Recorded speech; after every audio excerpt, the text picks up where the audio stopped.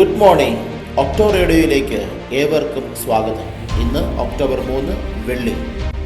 പരിശുദ്ധ കന്യകാമറിയം എങ്ങനെ നമ്മുടെ അമ്മയായി? ഇതാണ് നമ്മൾ ചിന്തിക്കുവാൻ പോകുന്നത്. ഈശോ തൻ്റെ മരണത്തോടെ തൻ്റെ പ്രിയപ്പെട്ട അമ്മയെ അനാദിയാക്കി കടന്നു പോകുന്നില്ല. അതുകൊണ്ട് തന്നെയാണ് തൻ്റെ പ്രിയപ്പെട്ട ശിഷ്യനായ യോഹന്നാന് അമ്മയെ സ്വന്തം അമ്മയായി നൽകിയത്. വചനം ഇപ്രകാരം പറഞ്ഞു വയ്ക്കുകയാണ്: അനന്തരം അവൻ ശിഷ്യനോട് പറഞ്ഞു, ഇതാ നിന്റെ അമ്മ. ഇതാ നിന്റെ അമ്മ എന്ന വാക്കിനാൽ തന്നെ യോഹന്നാന്റെ മാത്രം അമ്മയല്ല മറിയം, മറിച്ച് ഈ ലോകത്തിലെ എല്ലാ മക്കളുടെയും അമ്മയാണ്. ഈശോ നമുക്ക് നൽകിയ സമ്മാനമാണ് പരിശുദ്ധ അമ്മ. നമ്മുടെ വേദനകളെ, നമ്മുടെ ദുഃഖങ്ങളെ, ദുരിതങ്ങളെ ദൈവസന്നിധിയിലേക്ക് ഉയർത്തുവാനായിട്ട് ദൈവം നൽകിയ അമ്മ.